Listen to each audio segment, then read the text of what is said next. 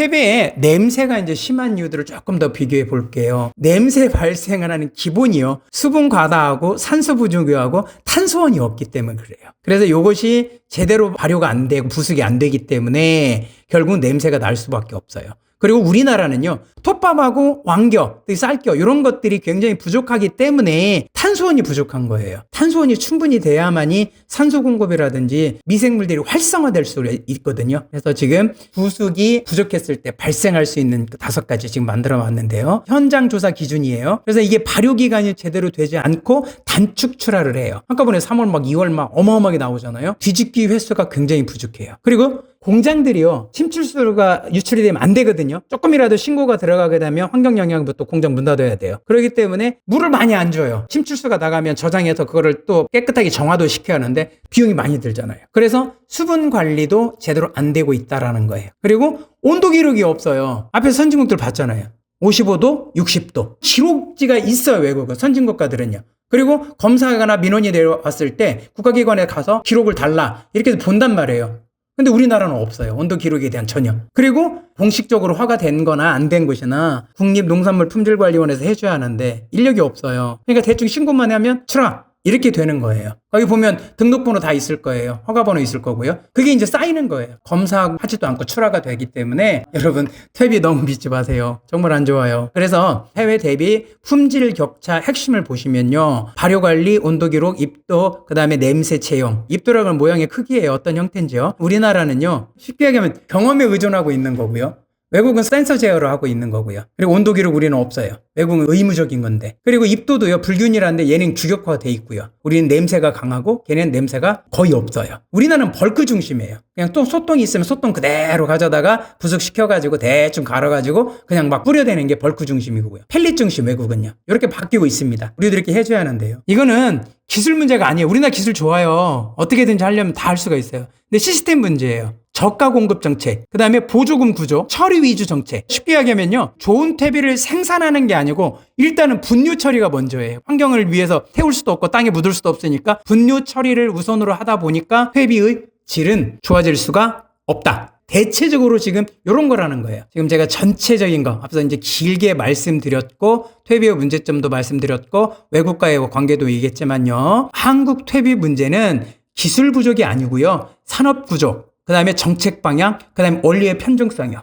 소똥에만 너무 의존하는 거, 그 다음에 톱밥이라든지 쌀겨라든지 왕겨 이런 것들에 대한 것들이 부족하다는 거고요. 한국 퇴비는 앞서 말씀드린 것처럼 처리 산업 단계고 선진국은 이것들을 제품화하려고 고급화를 만드는 거고요. 이제 언젠간 따라가겠지만 아직은 우리는 지금 현재 소비할 수 있는 퇴비의 양은 한정이 되어 있기 때문에 그래서 어떤 개선점이 필요하느냐 이걸 만들어줘야 돼요. 탄소원, 톱밥이나 쌀겨나 왕겨, 나무껍질 같은 이런 혼합 의무화를 만들어줘야 돼요. 그리고 발효 온도 기록을 반드시 하도록 해줘야 돼요. 그렇게 하고요.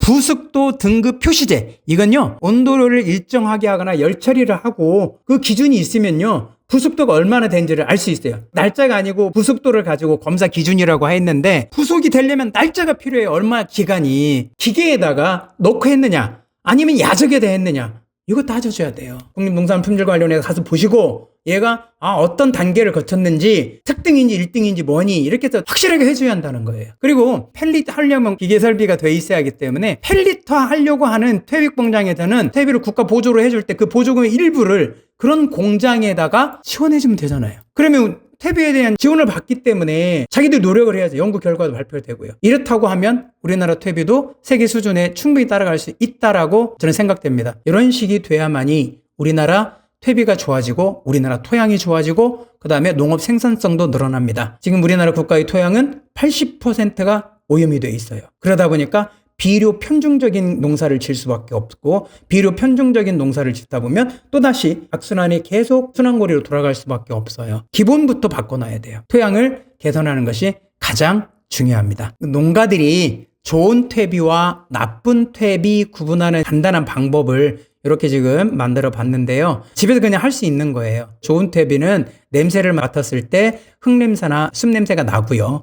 그다음에 짙은 갈색이나 흑갈색 이렇게고요. 그리고 이제 아까 둥글둥글 해야 되니 소똥 그냥 모형이나 닭똥 이렇게 해서 하는 게 아니고요. 이렇게 이제 원리 형태가 거의 안 보이고요. 그다음에 손에 쥐었을 때 뭉치지만 이렇게 손으로 툭 털보면 잘 부서지게 되고요. 그리고 어떤 거 보면요, 뿌리다 보면 만지다 보니까 접목 형태에 들어가는 집게 같은 것도 나오기도 하고요. 플라스틱 묶었던 끈도 나오기도 하고 그래요. 이거 외국 같으면 난리 납니다. 이런 것들이 거의 없어야 돼요. 나쁜 퇴비는 암모니아, 코가 찡할 정도로 턱 쏘죠. 암모니아는. 하나 더 참고적으로 말씀드리면 부수기 잘못돼서 암모니아 냄새가 나는 경우도 있지만요, 퇴비하고 질소질 성분의 이 비료하고 섞여도 암모니아 냄새가 나긴 해요. 그러나 여기는 토양에서 나는 냄새를 말씀드리는 게 아니고 퇴비를 가져와서 개봉을 해서 냄새를 맡아봤을 때 이렇게 되는 거, 그 말씀을 드리는 거예요. 썩은 내가 나는 거거나 시큼한 산패치 냄새 나는 거, 그리고 이 생 형태가요, 수법 그대로 덩어리 그대로 끈적끈적 이렇게 돼 있는 것들요, 이런 것들은 나쁜 것들이에요. 나쁜 퇴비의 90% 이상은 파리 구더기 엄청 많아요. 거기에요. 이게 일반적인 걸 거예요. 여러분 다 아시는 분들도 많겠지만, 그리고 이게 애매모호하다 그러면 이렇게 이제 집어봤을 때 물기가 많이 나거나 이것은 수분 가다가 안 좋은 거고요. 이렇게 만졌을 때 촉촉하지만 물이 이렇게 안 고이고 이럴 때는 괜찮아요. 너무 수분 하나도 없이 난리잖아요. 그건 너무 건조한 거예요. 그런 거를 이제 감안하시면